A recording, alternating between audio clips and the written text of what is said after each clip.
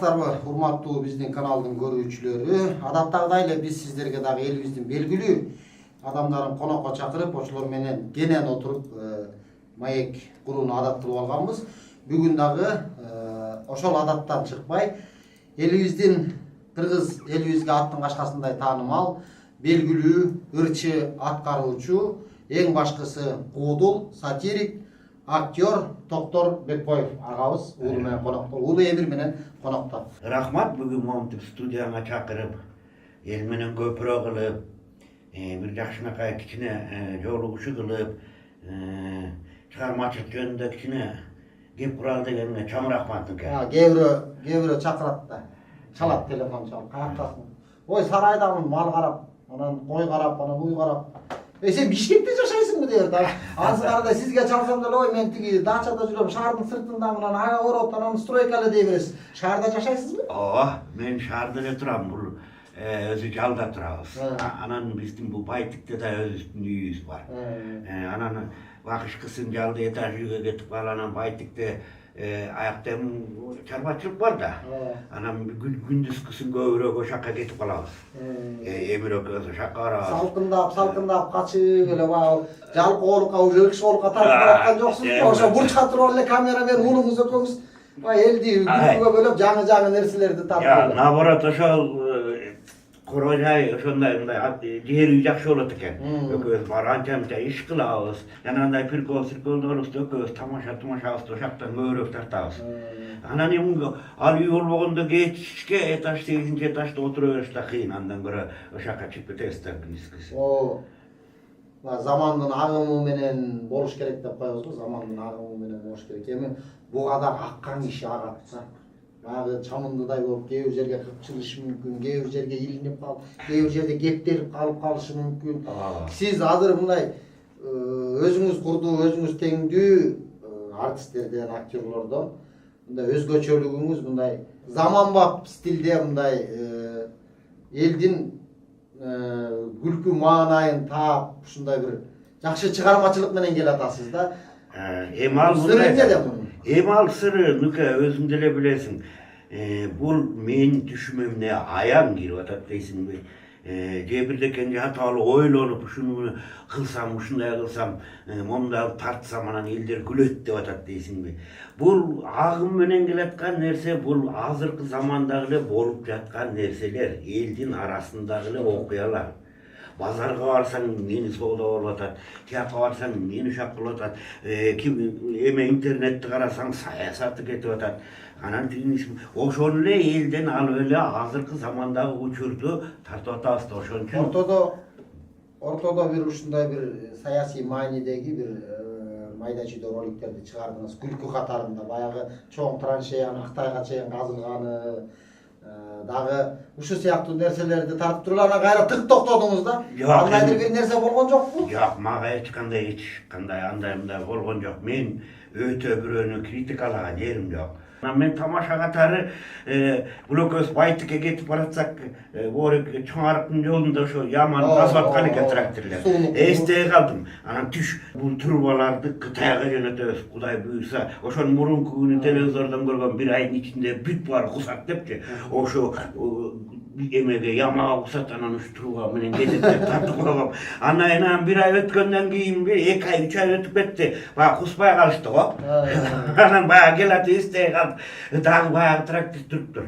Ошо тракторист баланы кошуп туруп эле, Эмирди үчөөнү кошуп туруп эле анан көңүлө кайра болбой калды биягы. Куспаса балекеттин артында. Анан болуп аткан эле нерсе. Ушу мааниде ушундай нерселерди тартып анан кайра тык токтоп калдыңыз да. Мындай эч кандай болду, токтот, тигип бул болгон жокпу? Мен андай бирөөнүн атын атап, ушул киши момтти, же болбосо могу киши тигинти деп тамашага салган жерим жокмун. Салсам баягы жалпы жонунан кичине айткандыр. Эмирге дагы суроо узатайын. Эмир, өзүң мындай жоош бала экенсиң, көп сүйлөбөгөн. Анан сен дагы өзүңдө кызыгуу барбы же жалаң эле ушул атаңдын көрсөтмөсү менен келесиңби? Албетте өзүмдө кызыгуу бар. Могу жаштарга ылайыктуу тамашаларды атама сунуш кылам.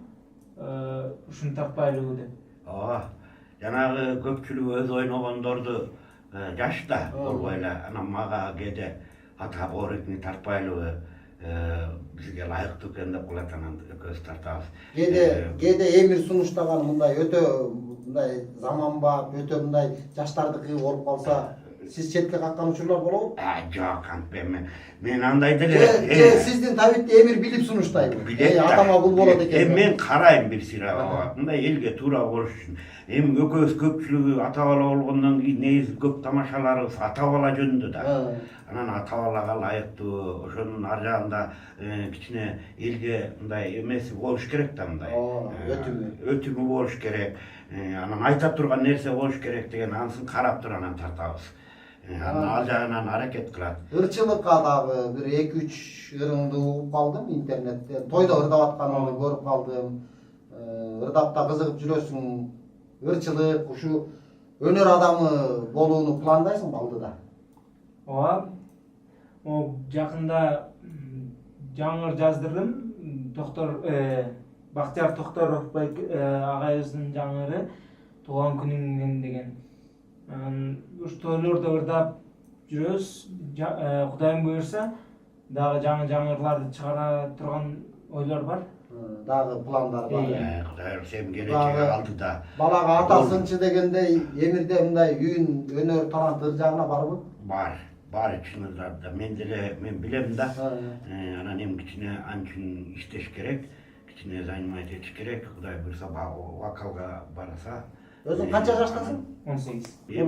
Практика менен алып келаткан турбайсызбы баягы ийлеп? Булардыкы сонун болбоду. 18 жашта сен экөөбүз.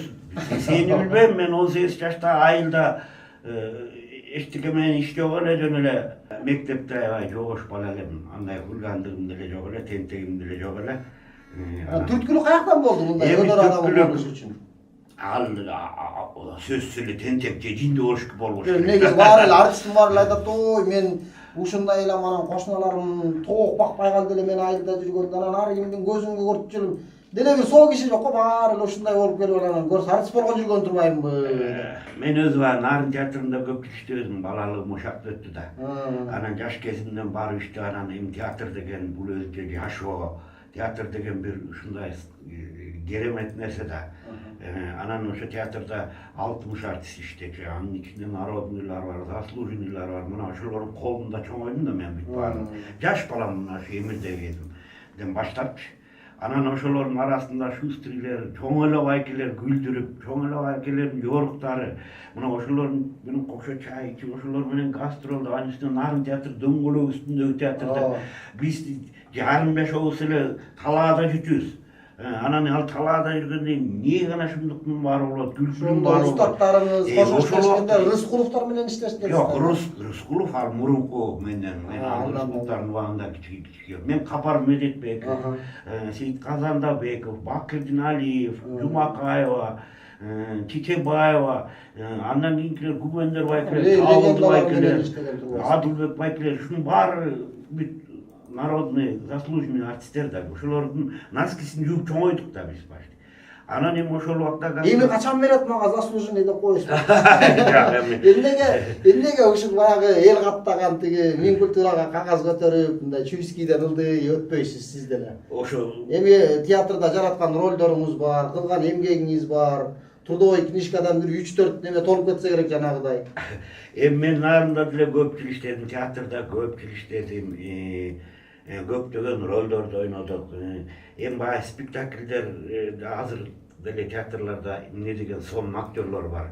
Спектакль көп көрүнбөй атпайбы? Ошо билинбей, көрүнбөй кеткен артисттер, актерлорубуз, эжелерибиз, агайларыбыз көп эле.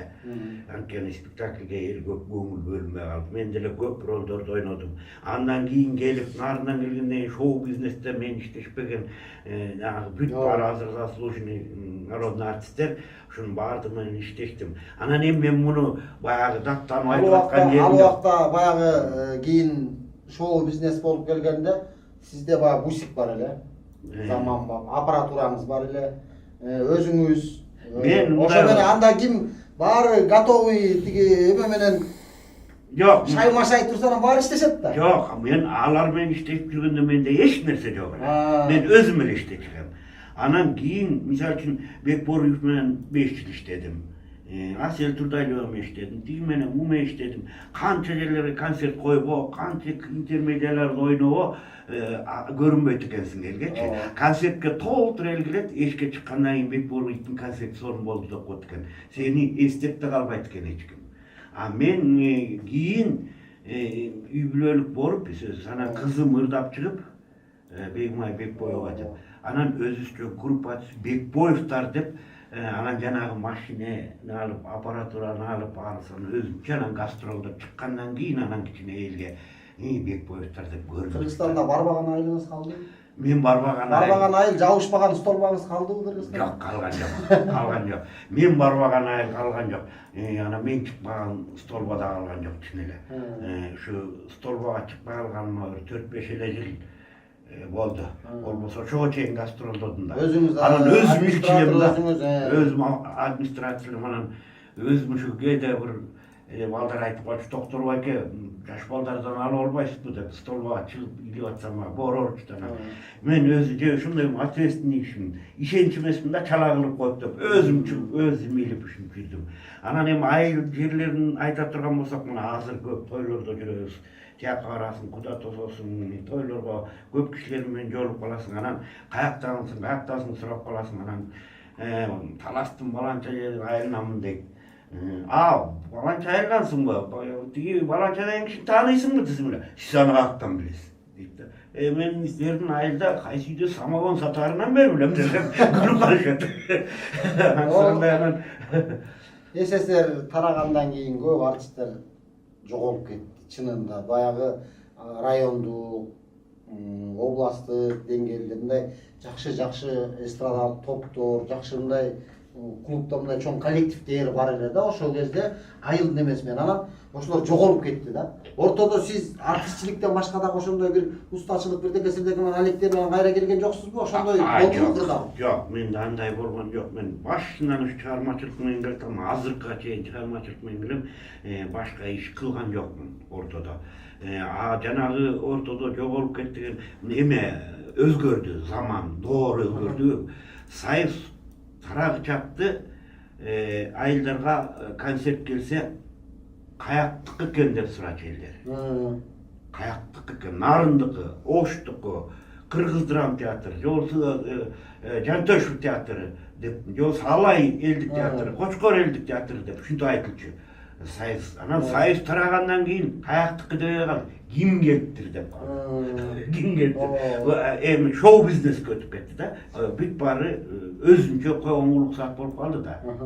Сайыс убагында сен өз алдыңда чыгып концерт койгонго уруксаат жок болчу. Анда театрга гана иштечү. Театр закон боюнча иштейт. Мен ушу бир кайсы эски немелерден көрдүмбү, ошол Андабековдардын эмесин көрүп калдым. Интервьюсун көрүп калдым. Же бирөө айтып бергенби, жаңылбасам, бул кишилер ошол кезде эле тойго барчу экен. Ошол кезде. Эми? Ошол кездерде чоң артисттер деле ошондой тойго кызмат катарында барчу беле? Жок. Биринчиден сайыз убагында мен иштеп калдым да, сайыз убагында мындай кафе ресторандарга той болгон эмес. Ошо үйлөрдө. Үйлөрдө куда тосу, же болсо мындай үй той болсо, туугандарыныкы болуп калса, албетте мен тууган же Сейит Казаган мисалы үчүн туугандарынын тою болсо чакырат аксакал кишини. Анан ошол жерге баргандан кийин ырдап ушундай кылып өткөрүп, анан атайымдай жалданып тойго чыкканга уруксаат жок эле болчу, жок болчу. Аны мен билем, анткени мен театрда иштеп калдым. Биз кийинчерээк баягы куда тоскон бир-эки жерге барганыбызды угуп алып собранияга түшкөнбүз да. Ошентип бизди силер анда кет театрдан давай бошон собашник андай болбойт деп урушту. Ал кезде артисттин багы деңгээли өзүнчө ошондой интеллигенция катары кабыл алып. Ал убакта өзү ошондой болчу. Анан азыр тойлордо жүрөсүз. Анан азыр тойда, азыр жашоо. Азыр тойго барбаган артист эмес. Азыр кошумча булак болуп калды да. Ошондой да. Кошумчага. Той деген жакшы да. Канчага барасыз бир тойго? Аппарат жок, тиги кызыл кыякты көтөрүп барганыңыз канча? Мени ар кандай чакырат. Мен аппаратурам бар. Бирок мен kuda gelerine 2 saat murun baram. Kuda ketip atkanda emesi marşrutka jönöt бүтүp getirip duran aparaturamdı yine. Dollar ösüp atpayбы? Yok, men vakt без ограничения. Ошону деле 5-6 сомго барам. Ошону деле 5-6. Gördüңүздөр, урматтуу көрүүчүлөр, Токтор Байгенин өзүнө түс чалсаңыздар, бу телефон кошо жазып коебуз. Жок, чындыкты айтыш керек. Анан бул жерден мен эмес, мисалы мен бааны бузбайм. Кээде эл өз бузат. Бир таңдалыштуу нерсе айтып берейинби? Bir kuda tozub atam, kız uzatı kuza. 6.000 so'mga dogovorlash bargam. Ertemenen 10'da vardım. Ana kechki saat tunki 1'lerde kızdı uzatda turgan mal bolup kaldı da agaçey men akarjon menen bir jagı bir 60 ırırdadım. Aparatura menen bilettim, ırdadım, algıla jegile oşolorda 12 saat saldatтай oturasın, tamada olup koşa girip koşa çıkıp kızmat kulatasın. Aların 6.000 so'm, men agan arasın oşol kulay kutkuzun. Deyip 12 1'lerde uzatı atsak üyüne saytı. Doktor, azır bir ırçı gelet, ırçı kız gelet, kız uzatabız. Oşonun kız uzatı ırı var eken, belgülü ırçı kız tetmenem atını atabayla koyayım. Anan sen turaya çıkırıp koydu gerekti. Anan ne malıyorsunuz diyor, işiniz dedim dağı. Anan bayağı kızdı alıp çıkan hastalığında giyindi, derden atkanda geldi bayağı kız. Geldi, yüge de girgen diyor. İşte benim aparaturam var. Aparaturaga fleşkanı saldı bayağı kız uzatı ırdadı, kız uzatıydık. Kız getkenden menen ezekleşip oğla dedi, 10.000 so'm sana verdi. Bir ır için. Anan giyde el özü duramaz kıldı. Anam ben karab gülüp durayım. Ben içim tarağım yok baydı. Ben 13 saatten beri duram aldı dedim sonra 3 minutga 10.000 so'm verdiniz ko. Uşunun zapisini koyup mendele getirip çıkıp koyup etmелем desem. Hazır Özün çıkpay kaldı. Mana bul elden özü elden. Тура, мисалы мен дагы ушул той алып барып, тойдо жүрөм, көп жүрөм. Бирок 6.000 дегенди мисалы мен деле айтпайм, чын мен деле 6.000ге барбайм. Мындай да, эми ачыгын айтканда, себеп дегенде ошондой Жок, мен аккордеон менен аккордеон менен анткени мен көп ырдайм. Аккордеон менен барам, ошол жерде мен анын үстүнө ошо кудага биздин поколение келет. Биздин поколениега мен ошо жаккан ырларды ырдайм да. Именно ошолор жакшы көргөн ырларды ырдайм. Ошондо бир жагы болбой калды дегенде аябай шаштырып тамагы көп болуп ыргабак жок болуп калды дегенде 30 ыр ырдайм. Болбосо 50-60 ыр ырдайм аккордеон менен.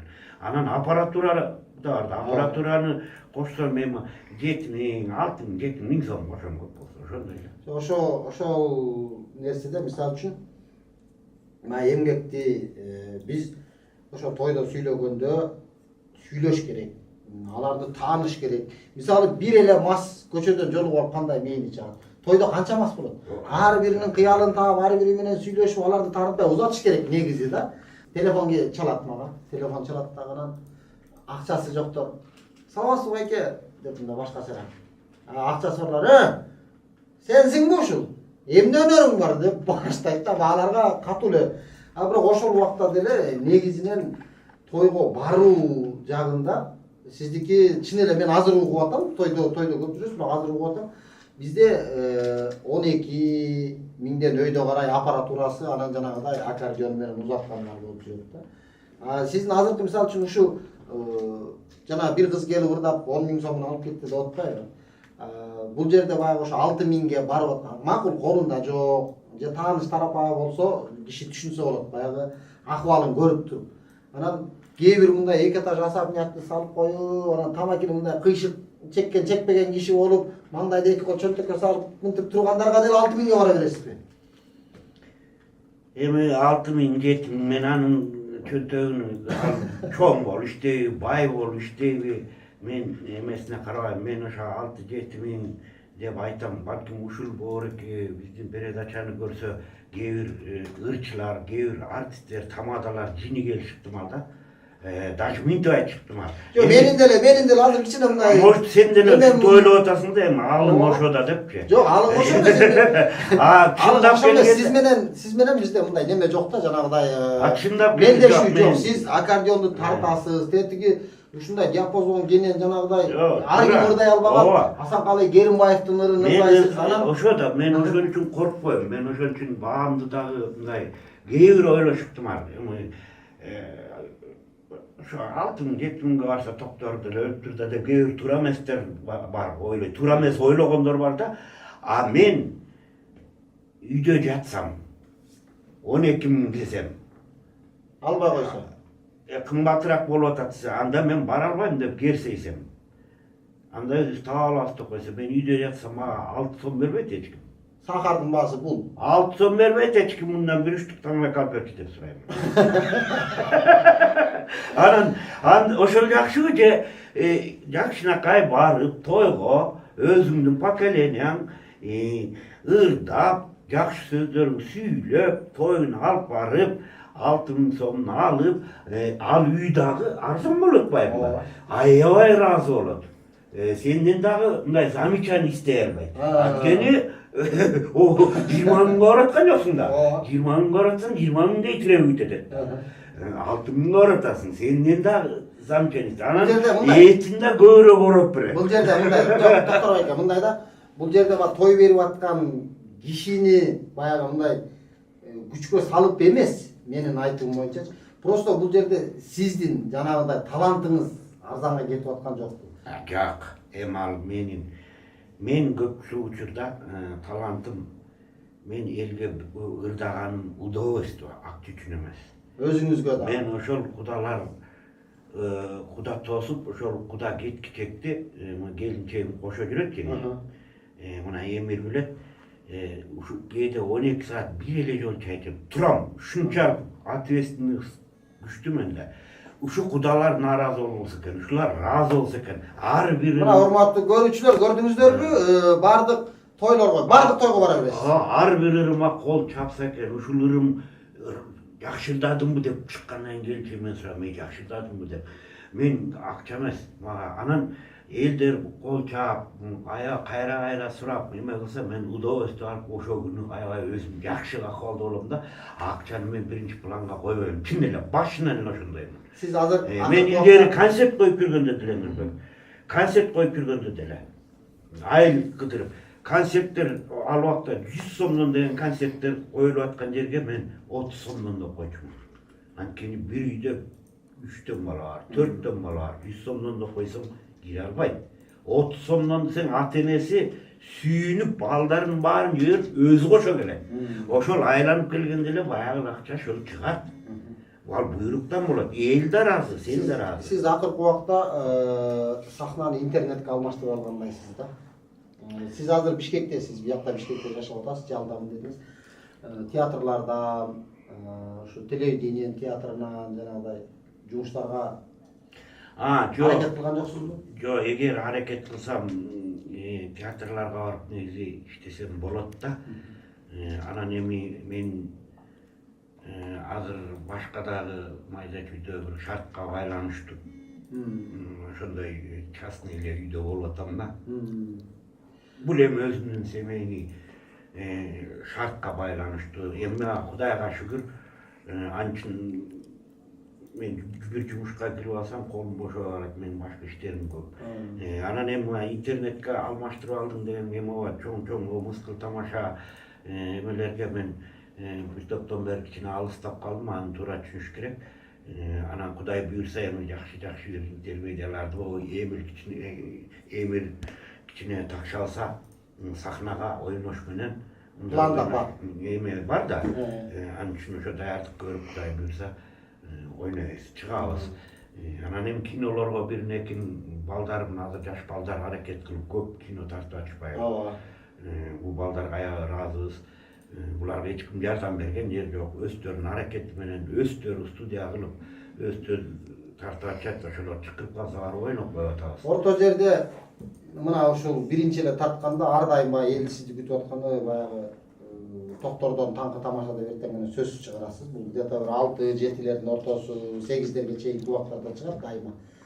Анан ошол жерге мындай комментарийлер жазылат. Жакшысы да, жаманы да. Мына жакшы суроо болду да Нука. Мындай реакция Муну эми өзүм жакшы эле сени менен деле мен 4-5 тамаша ойноп калдым. Комментарийлерди көрдүм.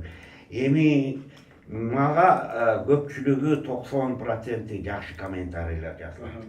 Анан ошонун арасында кээ бирөөлөр мындай же тийишип жазабы, же түшүнбөй жазабы. Бул тамаша да биз актёрбуз. Биз ошол бирөө айтып берген окуяны же болсо болгон окуяны ойноп, ошонун терс жагын элге көрсөтүп, ушундай болбосун деген ниетте ойноп атканыбызды түшүнбөйт. Бул турмушунда ушундай болуп атат. Бул деп алып калды бул деп өзүмө кайра ушундай түшүнүп алышат да. Мындай чувство юмор жок. Бул жагы бир да кээ бирөө туура эмес түшүнүп алып, чын эле ишенип алып, анан туура эмес комментарий жазат. Чувство юмор күчтүүлөр күлөт да сразу эле, билет, түшүнөт, алат. Анан могу эме жагында деле көп бир 2-3 жолу аны деле жаман болсун деп ойлогон эмес, дин жагынан. 1-2 тамаша тарттым, ал болгон окуяны эле тарттым. Болгон нерсе, болгон окуя. Эми аны мен динди мазактайын деген жок, ал жерде мазакталган деле эчтеке жок. Кетти айланайын, мени азыр эле аркы дүйнөдө мен жок, мага жаназа да окулбай турган болгон. Раматлык агайыбыз Устатыбыз Манас Бердибековго да көп айтылып калды, бирок ошол эки сатираны түшүнгөн кишиге Манас Бердибеков ошол убактагы жанагы көз ачып, аракты таштата, мана тигинтен мынтен деп Ошол элдин жанагы кой козу тоогуна чейин алып кеткен бир афристердин нерсесин жасап берди. Ошол да, кара тоог алып кел, сары май алып кел, анан бирдек алып кел деп. Болбосо Манас Бердибеков молдо эмес болчу да болду. Ал актер, ал куудул болду. Жок, ошол нерсе, терс нерсени элге көрсөтүп аракет кылды да ошондой нерселерди. Анан саясат деген жагы мен жана кээде бир тийишип. Жок, сиз мындай официалдуу саясатка мындай чоң пост жазып, же бир мындай башка кесиптештериңизде мындай активдүү кылбайсызбы? Жок, антпейм. Анда-санда жерде бир комментарийлерге кошулуп калып жүрөсүз. Кошулуп калып жүрөм, анан ошон үчүн мага тамашаны тартсам деле кичине саясатка жакындаштырып, окшоштуруп тартып койсом, анан көп комментарийлер түшөт. Деги сиз каяктыксыз, кимисинисиз, кимдин кишисиз депчи. Ушу эл бөлүнүп алган. Ушундай бизде же бияктык, же тияктык, же бияктык болуп. Шаар эле ошентип ойлойт. Өзүңдүк болбош керек. Шаар эле ошентип ойлойт. Эл бөлүнүп алганда кадимки.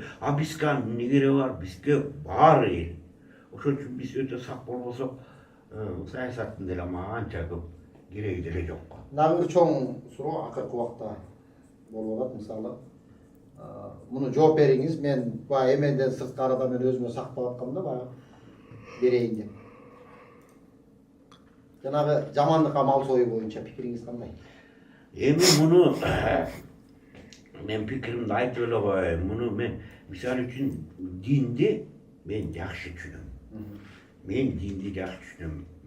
Мен жума намаздарга барып жүрөм. Мен мисалы үчүн жакшы жерлерин билем баарын. Анан дин менен каада салтты аралаштырбаш керек да. Бул мал союга мен тыюу салганына каршы элемин. Бул мал сою деген илгертеден келаткан нерсе. Нүкө. Бул деген мал сою Кыргызда куда сөөк деген болот. Кыргызда коноктор болот. Алыстан келет, тиги Оштон келет, Жалал Абадтан келет, Көлдөн келет, Нарындан келет, анан ошонун баары анда кел бизде 3 күн, эми азыр 2 күндө коюп калды го. 2 күндө да 1 күндө коюп калды. Ошентсе да ошонун баарын ачыкка кетире албайсың. Уят ал ачыкка курсагын тойгузайын деп той берген жоксуң. Ал сый, ал өлүк каадасы деп коет. Анан ал жагынан мен бизде туура. Анан бирок ашыпкан кереги жок. Бизде ушул ашыкча көбүрөөк кетип калган кереги жок. Ашыкчан кереги жок. Мисалы үчүн ошо куда сөөккө, өзүңдүн жакындарыңа, ошо алыстан келгендерге бир мал союса жетет. Ошо жеңен кесип экөөбүз мына мындай климаты да окшош, салт санасы да окшош, сиз Кочкордон, мен Тоңдон да. Мисалы үчүн Bizde atandaşlık uşu aябай күчөп кеткен. Ошол атандаштык колунда жоктор дагы ой баланчаныкында баланча союлду деп аркасынан карыз болуп жанагындай кыйналгандар да жок, көп да. ал туура эмес. Ал жанагындай карыз болуп, анан намыстанып, эл эмне дейт деп, тигил үчтү сойду, мен үчтү союшум керек дегенге каршымын. Анан бирок такыр сойбой кой дегенге каршы эмесмин. Даже өкүрбө деген нерсе чыкпады. Бул Кыргызда ертеден Кыргыздын кинолорунда да бар, билесиңби өкүркөр. Бул адамдын көксөзү сууш керек. Өкүргөн деген бакыр өкүрүп, Бүйүт чыгыш керек дегенсиз. үйүн чыгып, ошо боз үйдөн сөөктү алып чыгып баратканда аялдар кыйкырып, үйүн чыгып көксө суумайын эметпейт. Мисалы үчүн эмне үчүн тети алыста балдар болсо, тети туугандар болсо, ошолор келмей сөөк коюлбай күтүп турат. Ошолор келип көргөзсө көксөзү сууйт. Көксөзү суубай калбасын деп анан ошону күтүп Кыргызда ушундай салт болгон болуш керек. Анан ушуларды туура эле кабыл алыш керек да. Шариаттын өзүнүн дагы жолу бар экен. Анан бизде салт башка, ырым башка, каада башка. Ошолордун өз убагында баягы колдонулары өз учурунда эмес. Биздики акыркы убакта сен билесиң, мен билбейм, ал билет болуп отуруп анан бир кандайдыр бир аралашмага түшүп алдык да. Шариатты бузуп атышпайбы, шариатты точно билиш керек да үчүнчү. Анан кээ бирөө ошибка кылып атат. Кээ бирөө жана бир эме Гүмөндөр aka жазган экен Facebook'та. Жакшы жазыптыр да. Тиги Кудайга болушуп атасыңар депчи. Мисалы үчүн биз Союз учурунда төрөлгөнбүз да. Ал убакта мындай шариат, дин дегенди жок болчу да. Мындай нөл болчу. Бирок Кудай деген бар, Кудайдын күчтүүлүгүн мен айтып коеюн. Ошол убакта сен дин жөнүндө сүйлөсөң соттолосуң. Сен деп момундай намаз окуп көрөсүң деген убакта эчтеке жок кезде чалынып жыгылып кетсе, кичинекей бала да о Кудай сакта дейт. Кудай өзү ал убакта деле өлүктү молдогончу да. Муну айтайын деген Кудай өзүнө берип койгон, таанытып койгон эле Кудай. Силер бизде азыр Кудайды тааныбай атасың деп тааныштырып Кудайдын адвокаты болуп атышпайбы? Таза көп нерсени кошуп үйгө атышпайбы? Кудайды баарыбыз эле билебиз. Кичинекей кезде эле Кудай сакта, күн күркүрөсө да, о Кудай сакта депчүбүз. Токтор ака, бул жерде баягы эки доор, эки муундун мисалы үчүн мына азыр кимдей Эмирдей болгон жигиттердин түшүнүгү такыр бөлөк. Анан коммунисттик партияда туулуп өсүп, ошол тарбия менен өскөн сиздерде такыр бөлөк. Экөөнүн ортосун тең көрүп калган мисалы бизде такыр бөлөк мисалы да. Анан ушул жерде бул эки сөздөн кийин дагы көп нерсе айтылат элдин ичинде да. Улуулардан, кичүүлөрдөн деле көп нерсе айтылат. Бирок негизинен баягы эл адамы болгондон кийин мындай сиз ушул нерсени кармайсыз да, көп кармайсыз. Мындай бир саксыз. Мен шариат айтып атпайм, динди жакшы түшүнөм. Мен шариаттын аябай туура жерлерин колдомон баламын. Шариаттын туура эмес жери барбы? Жок, шариатты ошол туура эмес кылып үйгө атышпайбы? Адамдар өзү бурмалаган. Адамдар бурмалаган жерин кармабайм, мисалы үчүнчү. Адамдар мисалы үчүн, ошол мисалы үчүн мага келип алып айтат. Токтотпойсуң, комментарий жазгандардан. Бул намаз окупайсың, сага ырдыгын коюптур, шайтандын иши депчи. Ошо шариат бар. Элестетсең, токтотпойсуңбу дейт. Сен буну деген шайтандын иши дейт. Мен айтам. Ал ырчыга талантты Кудай таала берген. Ошол айтып аткан иши берген жок да. Ошол шариат берген. Ал айтат, шариатта ырдабаш керек киши дейт. Шариаттан кошотпайбы? Ал туура эмес да, анысына кошулбайм. Мындай мен бүт динди сыйлайм. Бүт ыймандуулук болуш керек, Кудайдан коркуш керек, намазды окуш керек, колдон келсе. Таза жүрүш керек, калп айтпаш керек, ушак сүйлөбөш керек. Бирөөгө жамандык кылба, битир бер. Илгертеден берилген ал, туурабы? Битириң бер, садака бер. Садакаң бер. Анан жашынака Кураныңды оку, арбактарды эстеп Куран оку. Анан мындан артыгы эмне? Анан ырдаба, бийлебе. Эми буну узун азыр биз тереңдеп кетчү дейбиз. Чото эми өңүңүз да бузула баштады уже. Жок, мен чындыкты айтып атам. Тамаша, Мен токтор. туурасына эле айтып атам. Бизде Мен динге каршы чыккан жерим жок. Мен 100% динди колдогон кишимин. Намаз окуган кайсы жери жакшы айтайынбы? Аябай жакшы жер көп. Бүт баардык жери жакшы. Намаз окугалы могу кийинки поколение жаштар бүт оңолду. Азыр биз Союз учурунда кыдырып барып клубтарга концерт болгондо ат менен клубка мастар кирип, жарымы клубтун жарымы мас. Ушунтип мушташ, кыргын, сүргүн, эмнесең армиядан келгендер экен, эмнесең призывниктер экен деп бүт ушундай мода, ичкилик ушундай болуп кеткен. Азыр андай жок. Андай жаш балдардын баары намаз окуйт. Эмнеси жаман? Бул аябай жакшы иман жолуна түшкөн. Бул иман жолуна түшүп аткан жаш балдарга мен 1000 мәртебе ыраазымын. Жакшы. Жанагынтип ашыкча акыл үйрөтүп уяткандар кичине китеп окуп алып анан. Ошол эле. Анан ортодо учкай кептирип кеттик, эми маегибиздин акыр жагы болсун. Наам боюнча. Эми наам боюнча эми мындай да, сиз айттыңыз, мына эмирдей кезимде атасыз, ошондо бери болгондо эле бир армиянын ар жак бери жагы менен сиз театрда келатасыз. Чоң, кадимкидей чоң театрларда, чоң кишилер менен иштедиңиз. Ушул жерден бирөө жарымдагы сизди мындай сунуштады, келе токтор документиңди берип өткөрүп койчу. Жок дегенде муну алып берип коелу. Маданиятыңыз кызмат берип алды? Жок. Мен эч ким сунуштаган да жок. Эми баягы эмне деп коет? Бала ыйлабаса эмчек кайда дейт. Анын үчүн өзүм ыйлап чуркап барышым керекпи, же момчу иштедим деп документтеримди чогултуп ошо сагалашым керекпи. Ошондойго деп ойлойм да. Анан негизинен мен өзүм андайга көп деле кызыга бербейм. Анан эми ал болсо буйруктан. Берсе аласыз? Берсе алам, бербесе кичине акча сурасатчы, берели деп. Жок, мен андай деле билбейм акча. Биринчи айтып көрсүн деңиз. 5000 сом, 6000 сомго тойго барып атсам кайсы акчам менен. Баягы келдек Ниязов агай айтат. Сиз эмнеге бир 10 чакты жыл болуп кетти, баягы биз Алим байкелер болуп жана Токтор Соров жана передачаларга тартып жүргөн кезде анда наамы жок эле да. Сиз эмне ала элексиз? Эл артистин ала элексиз.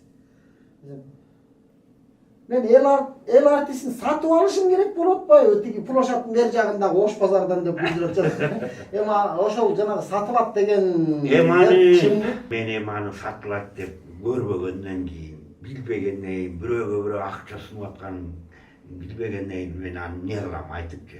Эми бир чети алгандарга мен ыраазы элемин. Убагында берсин жамбай жаштар.